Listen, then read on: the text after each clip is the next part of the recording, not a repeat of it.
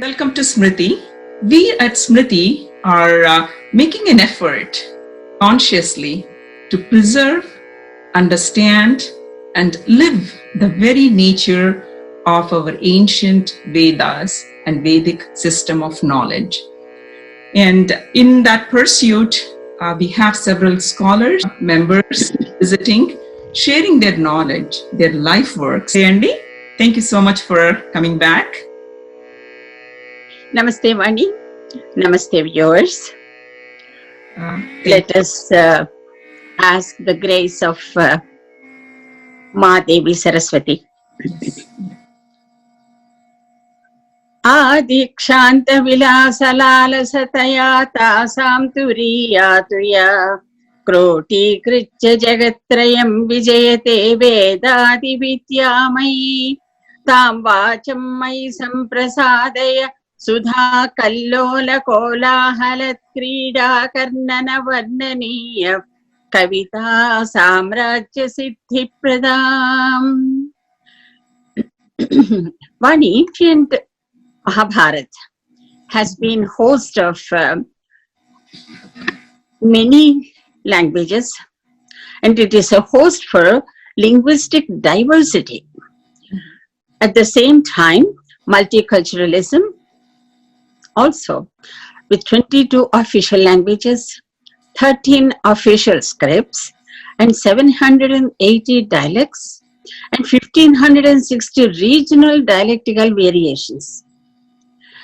And what a glory for us to celebrate. Yes. And also, as being the home for multilingualism, our linguistic foundations are laid by our Vedanga-s, Shiksha Shastra-s, that is prosody, and phonetics, and Pratishakhya-s, and Vyakara grantha-s, that is grammar, and Niruktha, the etymology, and Tharka Shastra, the logic, the treatise for logic, and Chando grantha-s, which talks about the meter. And all these are protecting our languages, especially in Bharat. And phonetic diversity and linguistic diversity are two elements that are protecting our languages. Let us talk about little bit about Sanskrit, origin of Sanskrit. And previously existing words from Vedic literature were accepted as a primary foundation, and they were taken into consideration and were refined by grammatical rules by Acharya Panini. And he used Maheshwara Sutrani, 14 linguistic principles. And he gave a phonetic formula for us. And also, at the same time, the sound units that he talked about, all the 14, talks about certain things.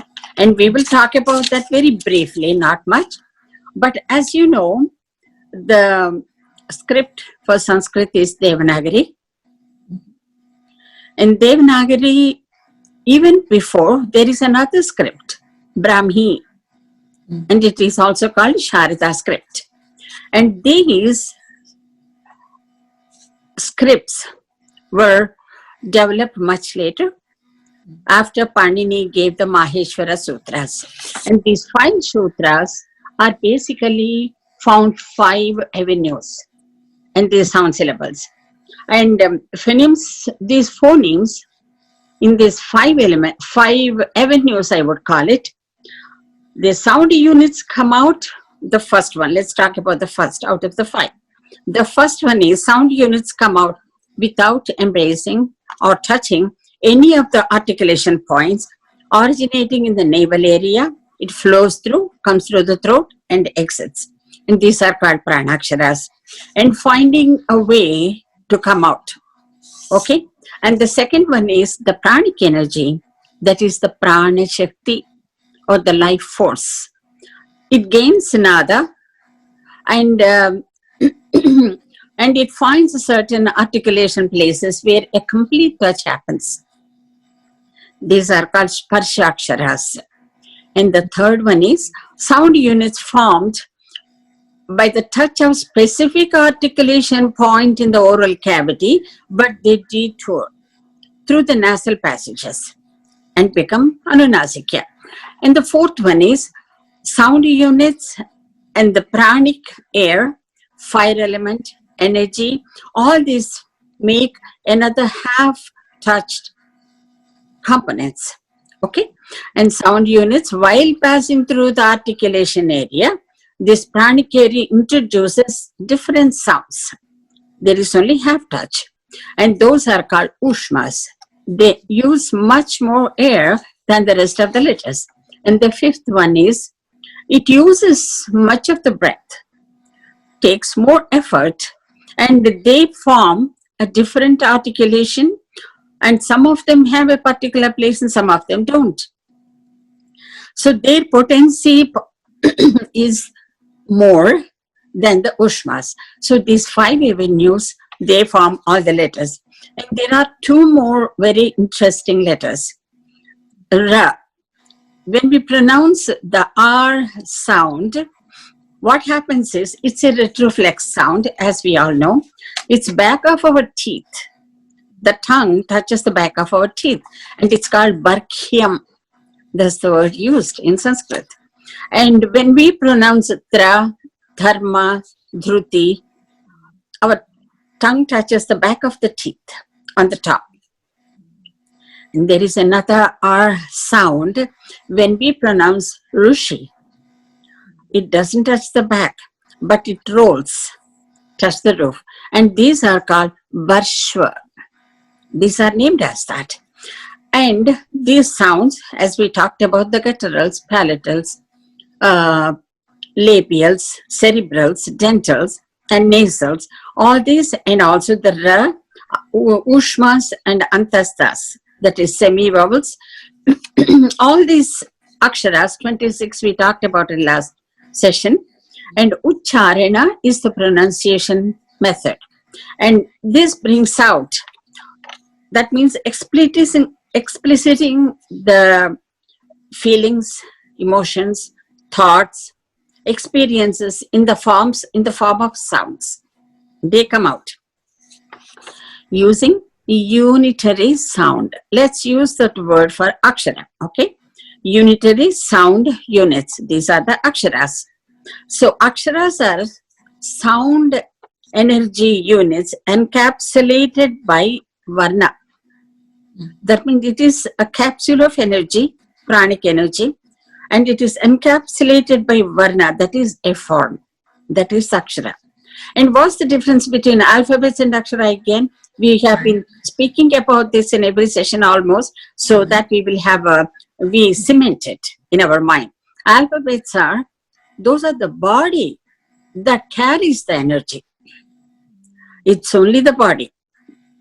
The energy is in the akshara, the body is the alphabet. So with the body, because it gained a form, we have created worldly languages. And what happens here is, this akshara is a samhita by itself. Akshara means totality, entirety, self-existing unit. And it indicates the entire area of sound production. Okay, and it also indicates audio capsules. Let us talk about this one particular word that's very interesting. Okay, before I go into that, I will just take one step back. It declares the samhita ability. Akshara indicates the samhita ability. That means that each akshara is a unitary force in the universal sound matrix with a specified purpose and significance. That's the definition. So unitary creative energy capsules, akshara, and it carries desires, feelings, thoughts, and emotions. So akshara, again, let's take the word. And what are all the sounds it has? Because we said that we will talk about certain word, and we'll decipher, we'll take it, we will bring it to the unitary level and give the meaning and how it can be perceived. Okay. Let's pick up two words. One is Akshara, other one is Agni. Nice. And Akshara is a word by itself. It has A, Ka, Sha, Ra, Ma, the last. Aksharam. Okay? So what all do we have in this 5? A, the first starts with A. That means it is the life energy, creative force that we are born with. That indicates, the letter A indicates the unitary creative force that is a jiva is born with, and it's manifests into a form.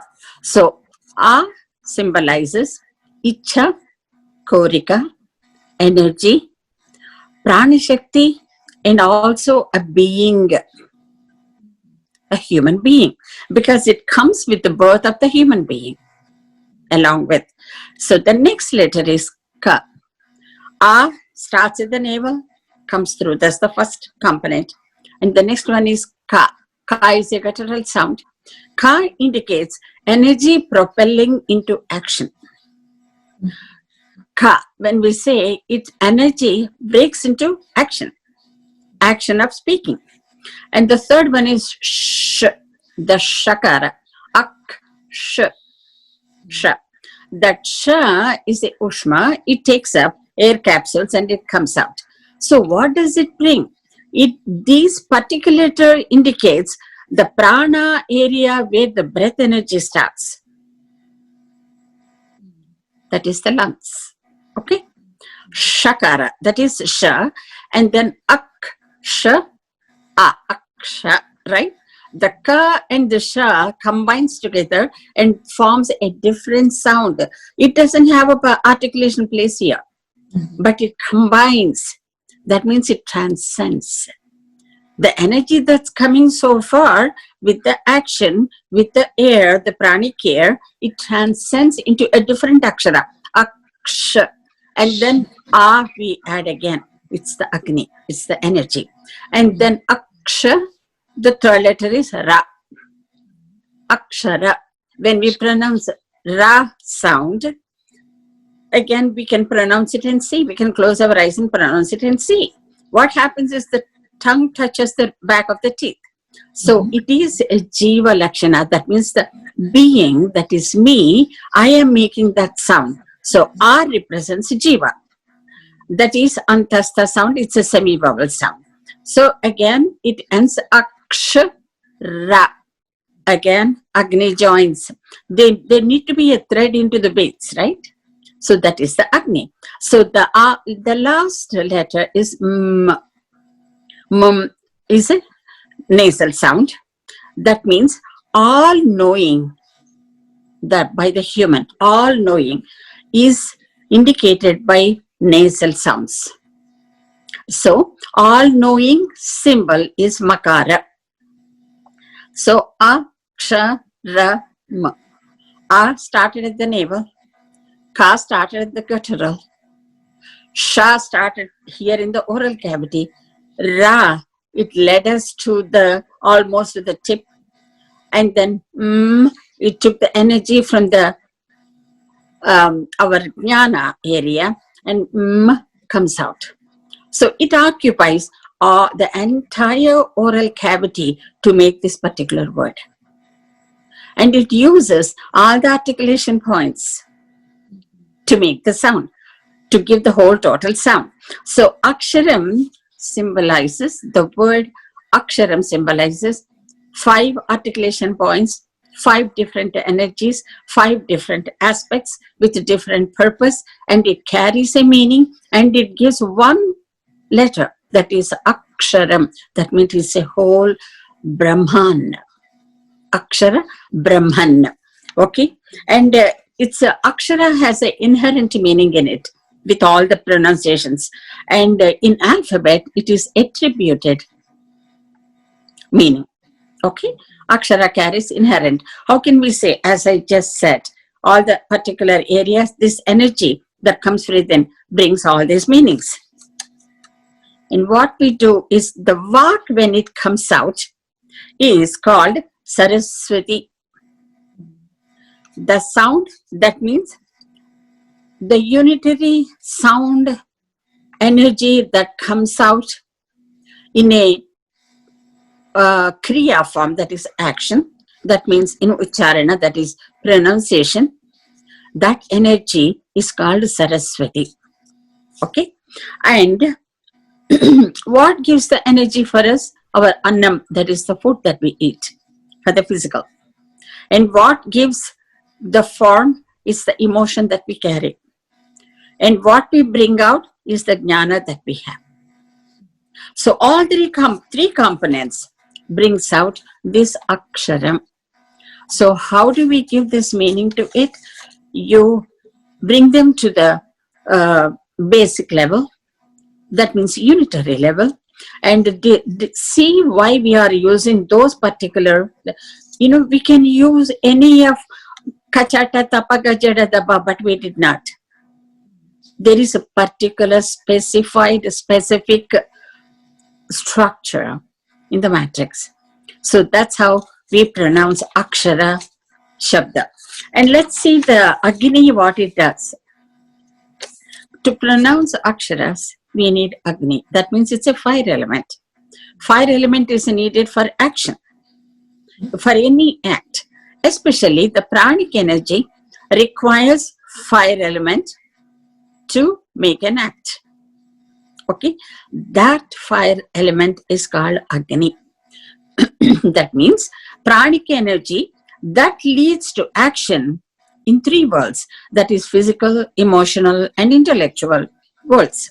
In these three worlds, the entire spectrum of our actions in life results behavioral patterns in daily life. And these actions improve and transcended from existing state. What is helping? Agni, the fire element in the jiva, that is the pranic healing, pranic formation, and it heals.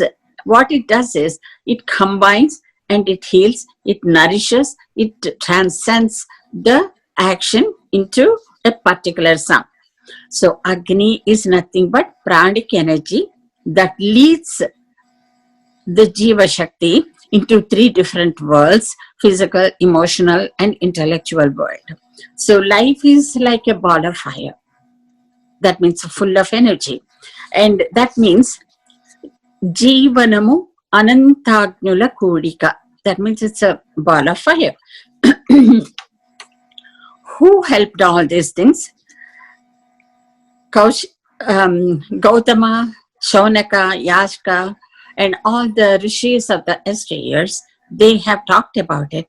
And in our language, in any of the languages from Bharat, we use these aksharas for a purpose and we make that. And we have deciphered the akshara, how we form, and also Agni. Agni has A, G, N, E. Starts with A. It is the Shakti that came along with our birth. Ga is the cerebral sound. That means it's transcended. What is transcended? Na, that is the Jnana. So our Jnana transcended and it came out now. That is present continuous. That is E, the Vartamana. So what we have, it came out, transcended to a greater level. The energy that did this is Agni. So this Agni can be, it is, as we talked about, it is Bahvagni. That means it is in many, many, many forms, as the life itself is a ball of fire. That means what is happening is our inherent energy proactively picks up the knowing, that is the known, and brings it to manifestation, that is present continuous state. That energy that does is Agni. So there are two words that we talked about today, Agni and Akshara. We have made them into unitary sound elements and we talked about these two. And so in our next session, we pick up a few other words and we will see how to understand the aksharas and the words that we speak in our day-to-day life. Okay? Very Thank nice. you. Thank you. Thank you again. Such a beautiful explanation. And thank you all. Do visit us back again. Dr. Sarada Garu has more to share her life works and on Aksharapadeeyam. Thank you. Namaste. Namaste.